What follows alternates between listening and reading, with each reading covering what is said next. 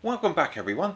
Today we're going to be looking at a 1985 Suzuki SJ410 and also a 1989 BMW 325i Touring, which were featured in Series 2 of Wheeler Dealers. And stick around to the end because we've got an update from one of the cars from Series 1. Now, as ever, I'd just like to thank everybody who's bopped that subscribe button for us. It really does help the channel, and the more we share it, the more likely we are to find out what's happened to some of these cars.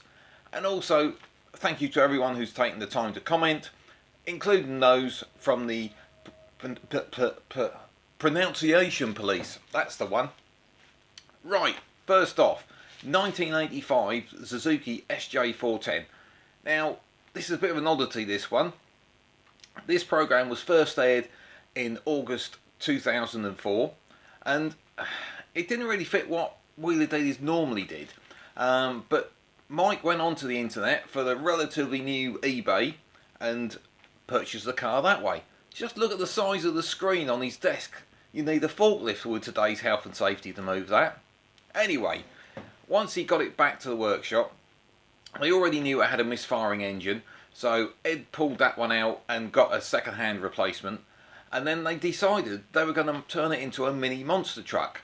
So Ed fitted a chunky roll cage, and then Mike went and sourced second-hand suspension to give it an 8-inch lift, and also some chunky tyres to go with that. And then the next step was Ed had to fit some sort of extra wide wheel arches. They look like they're off like a Land Rover Defender or something like that, to cover the wheels. They put in a new engine, and that was it really. A bit of a budget build. Mike had only paid 250 quid for the car at the start. So, yeah, what was to go wrong?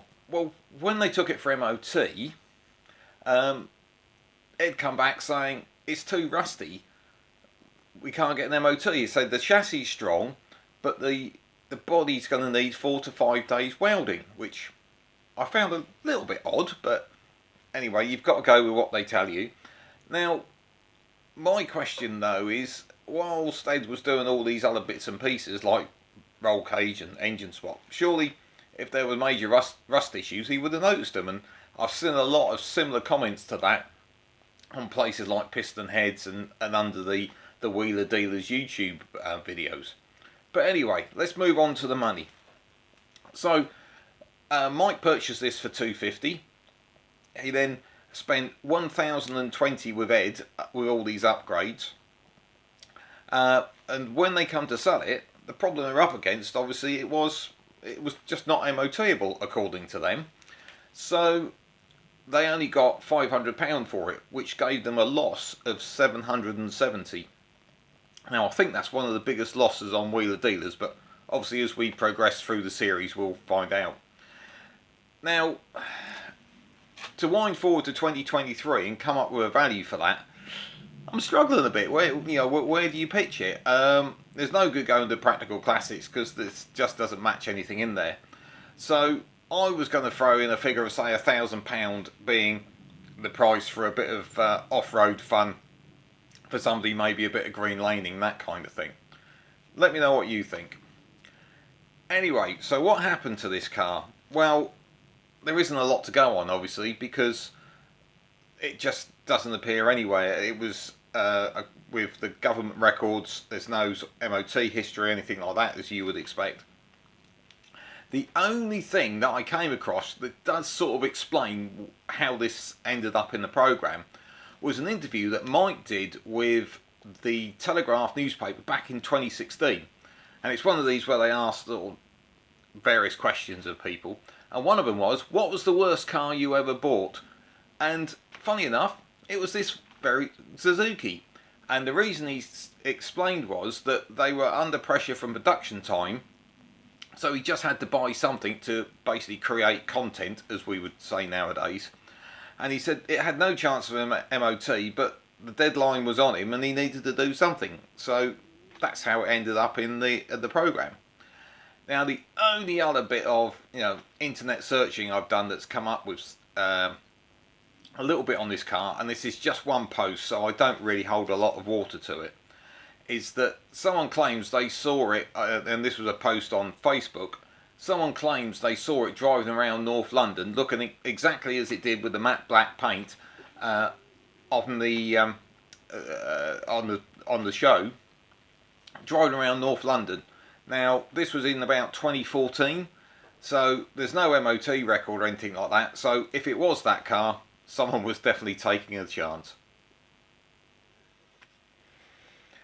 Now before I go on to the BMW, just that regular request, if you know anything about where any of these cars are from the Wheeler Dealers series, please do get in touch or drop a comment. We're trying to put together a database of all the information that's out there, and wouldn't it be great if we could track down one of the current owners of these cars and see where they've been all these years. Anyway, on to the BMW. Now this program first aired in September 2004, and Mike bought this from an auction in the sort of typical dealer fashion. It was a nice spec model, obviously with a 325 engine. It was 6 cylinders. It got nice leather interior, and he paid just £950 for it. Now it did have a few issues. Cosmetically, the bonnet needed, well, I think, repair, because it looked like someone had shut the bonnet with something under it, and it put quite a dent, sort of upward dent, into the bonnet. But they decided to replace it with a pattern one and get it colour matched. Edd fitted a complete new exhaust front to back, because that was rotten and letting out gases all over the place. He fitted a performance air filter to it, like it's a little K&N cone style one, and just to sort of give it a bit of an uplift. Also, it needed a bit of servicing under the bonnet, and needed a new clutch master cylinder because the clutch was dragging a bit. The power steering fluid needed replacement, that was well past its service date.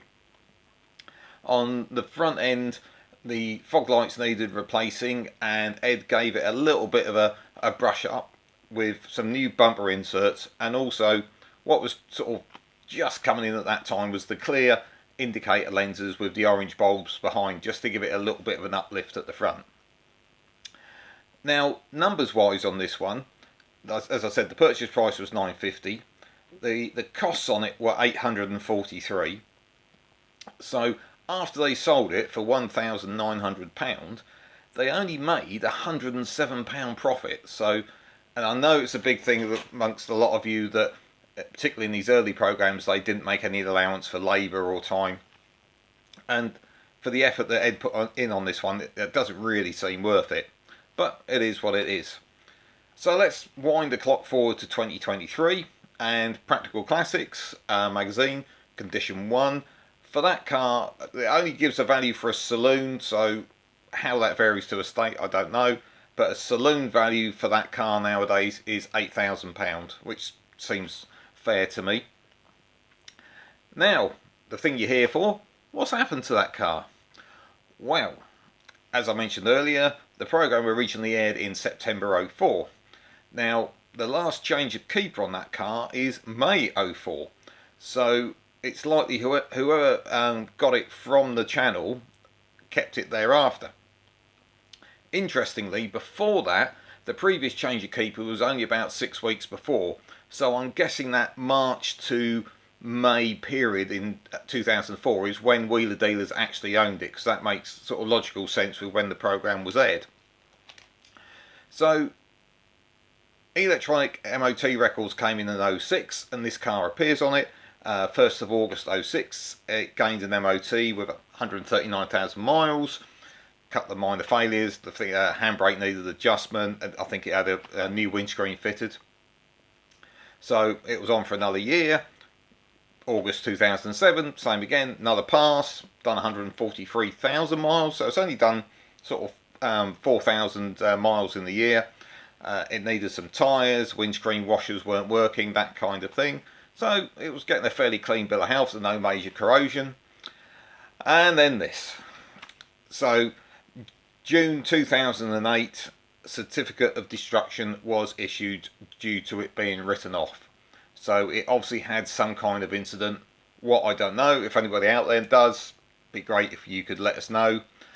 But sadly, that one is no longer with us. Now, to finish off with, and to stop you clicking away, here's a little update on one of the cars from the first series. Remember this, the Porsche 924? Well, I've done a government website search and found nothing. The car no longer was registered. I'd like to thank, and I'm going to have to read the list because there's so many, these commenters who actually provided the information. It was English Law, If in Doubt, Sapphira Steve, Kevin Warner, Steve Dull and Mark F, who between them told me that that car had had an MOT in 2006, 2007 and 2008. Interestingly, had the same mileage every year, which was 9,999, so it sounds like the speedo in some form wasn't working. But unfortunately, come 2010, it had a certificate of destruction in the November, so that car is scrapped and it's gone, so at least we know where that one is. I really hope you've enjoyed it, and if you have and you haven't watched the other episodes, please do have a look at our channel, and there's 3 more episodes out there already, and we're going to continue doing more because everyone seems to like it. And if you do like it, please consider giving that subscribe button a quick tap for us.